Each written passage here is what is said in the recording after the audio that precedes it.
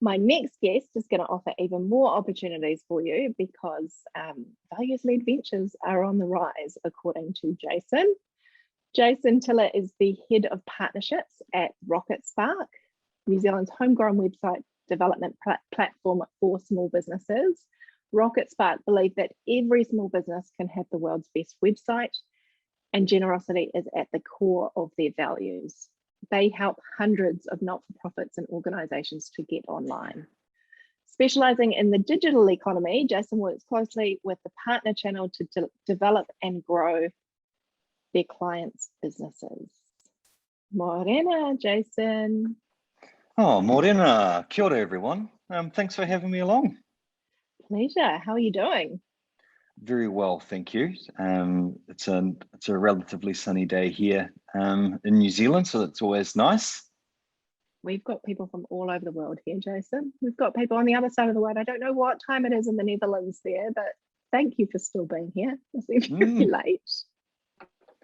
Yes, yeah, and just good shout out to the team from the conversation earlier. I popped in a little bit way through it, but it sounded really great, and I think the tone of what they were talking about resonates really well with what I've got to say too, which is always nice.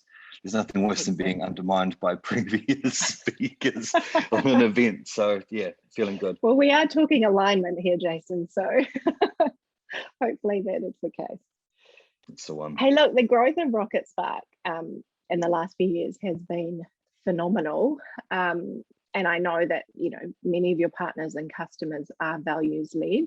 Why do you think there's such an acceleration of values-led businesses at the moment?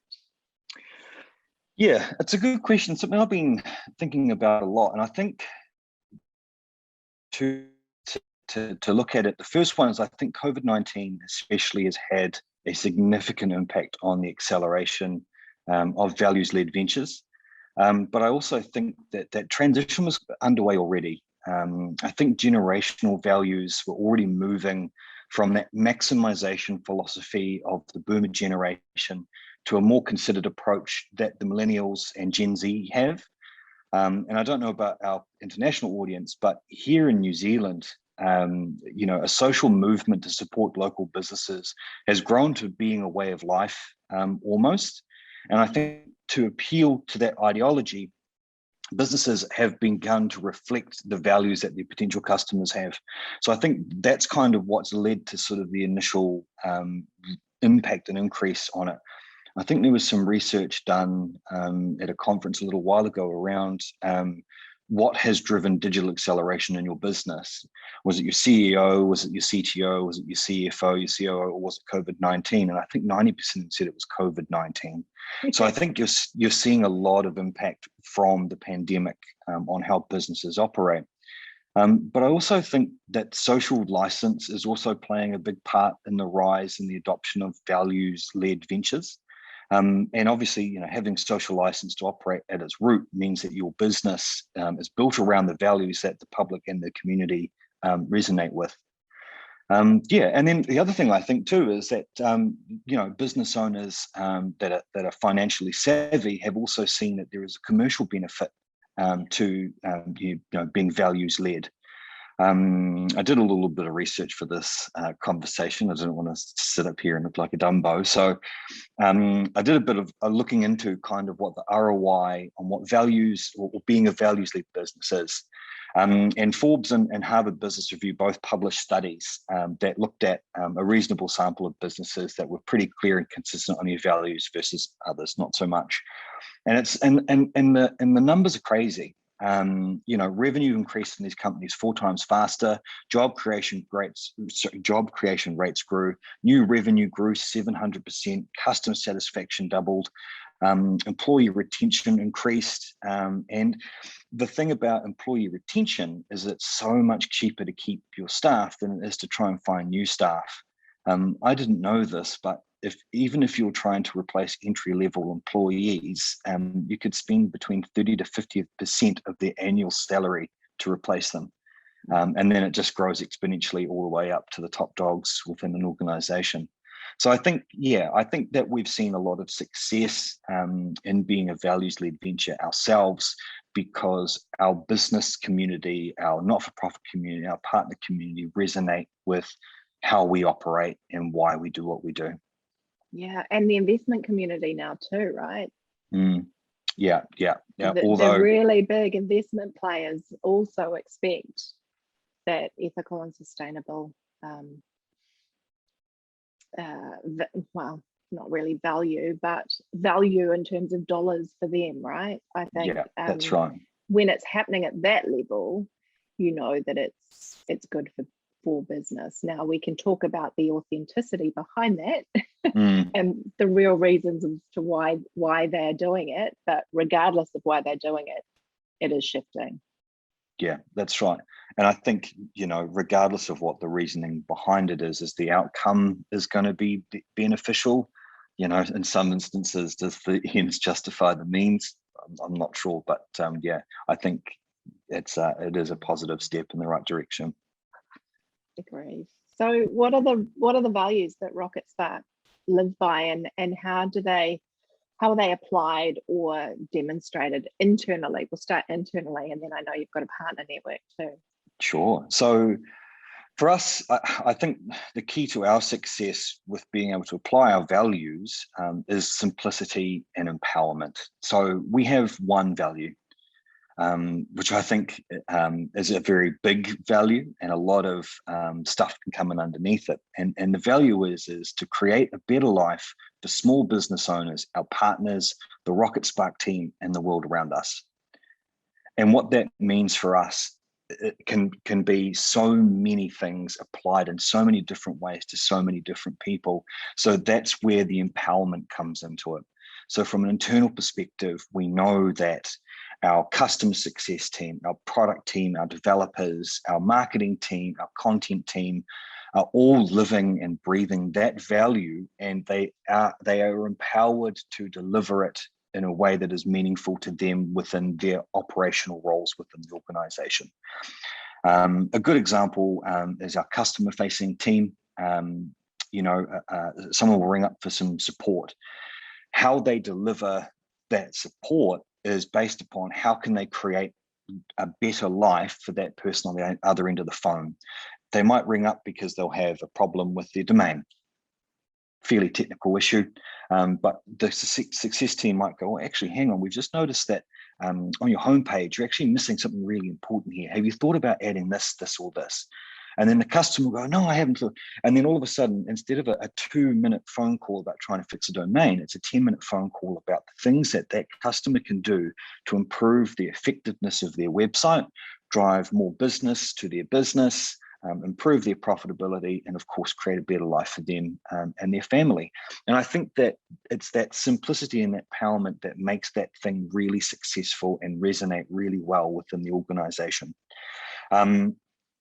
It drives how we create our product. So Rocketspark, as you said, is a web builder. So using our software, how can we create a better life for small business owners, our partners, the Rocketspark team, and the world around us? So it's things like, what features do we develop? What pricing models do we set? It's all of these things that tie into having a good, clear understanding of the value and the empowerment within the team to be able to deliver those. The other thing that I really like about how we deliver our values externally is that we walk the talk. So we support several hundred now. I think it's almost 500 not-for-profits and charities, either with massively discounted hosting costs or full hosting sponsorships. And I love that we do that. For me, it's probably the highlight of my day, being able to tell, a small charity, hey, don't worry about trying funds for web hosting or emails or domains. We'll look after that for you. And for them, it takes a lot of pressure off their plate and lets them focus on raising funds for other more meaningful things that they can do within their organization to improve the world around them. So I think that's really, really important. And from our partner channel perspective, I think what we do there is we're trying to deliver simple software that means that our partners can produce the product that they want to produce really quickly, really effectively, and hopefully profitably for their business, so that they can then pass that goodness on to the world around them. Being able to, design a website 3 or 4 hours quicker than they normally would have means that their job is more profitable, or they can take on less clients so that they can spend more time doing what they want to do, whether it's spending time with the kids or donating more of their time to their local PTA or club or organization. I think it's that I keep saying it, but it's the empowerment within that value that I think is really key to how it all really works. Yeah, I love that, because it's really understanding and taking the time to understand your customers' why at the end of the day. And we briefly touched on this with the panel, that, with the corporate veils coming off, with us all, working virtually and having family interruptions and real life coming into work, the lines between life and work are blurring. And I, for one, encourage that. I think it's great to actually see real people in the workplace. But it also means that, our values we don't need to have different values for work life and real life, right? And that's what I really like about your approach, is that empowerment is really an empowerment and truly understanding the customer's why. And that why might not even be business related. It might be about providing freedom and flexibility in their everyday life. Yeah, and I liked how you, it might have been yourself or one of the team earlier, how until later in life you kind of discovered what your values actually are and how to apply them in your role and occupation. And I think that, working for an organization, Rocketspark, it's something that's really hammered home for me, is that, all of a sudden one of my values is wanting to create a better life for the world around me. Because, and I think somebody put it in the chat here, if one thrives, we all thrive. A rising tide lifts all boats, right? And if we can be a small part of that in the wider aspect of not-for-profits and charitable organizations, I think that's really something worth getting out of bed for. Agreed. So just quickly, because you've got a massive partnership network as well, some of whom I think are on here today. How do you see the alignment of those values externally and across your partners? Yeah, so it comes down to, I think we generally find that like attracts like. You go back to that social license to operate. It needs to resonate with the people that you want to attract. If you're trying to attract a certain kind of person, I was going to give you some sort of hilarious example there, but I've just got the old mind blank. But the idea is that you've got to attract the people that you want to attract by, delivering the things that they like. And so most of our partners are women. Most of our partners are mums generally. And so for those on the call, what I mean by our partners are graphic designers, marketers, virtual assistants, some accountants and bookkeepers that use Rocketspark to design websites for their clients.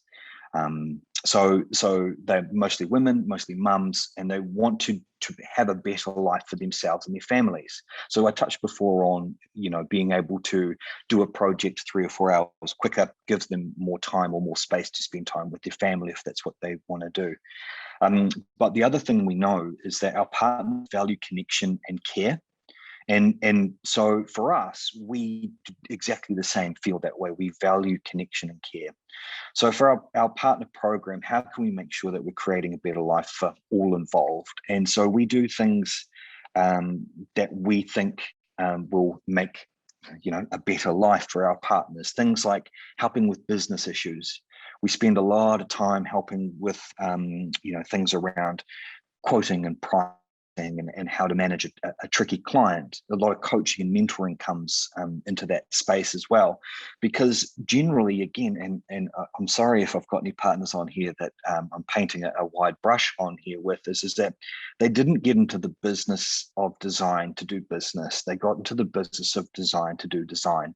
So how can we help them spend more time designing and less time dealing with clients, less time invoicing admin? So things like making our software quicker and easier to use, business coaching, mentoring, referrals, you know, a lot of designers really struggle hunting down new business. I find that there are people who are good salespeople who can, you know, like a dog with a bone, just keep gnawing away at it.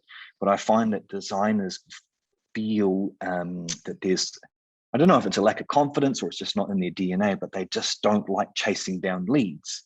And so if they've got no new leads coming into their business, work slows down, it impacts other parts of their life, it becomes problematic. So I think the referral side of things is really good, but I also really love that we focus a lot on the community side of things. You know, being active and involved in the design community is a really important thing for us, because it gives us an idea of what their needs and their values are and how we can reflect it back to them.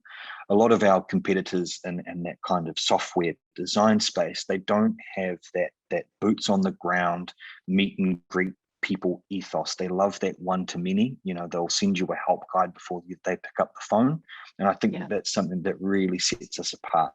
And we call that true success or true partner success, all being able to create that better life vibe.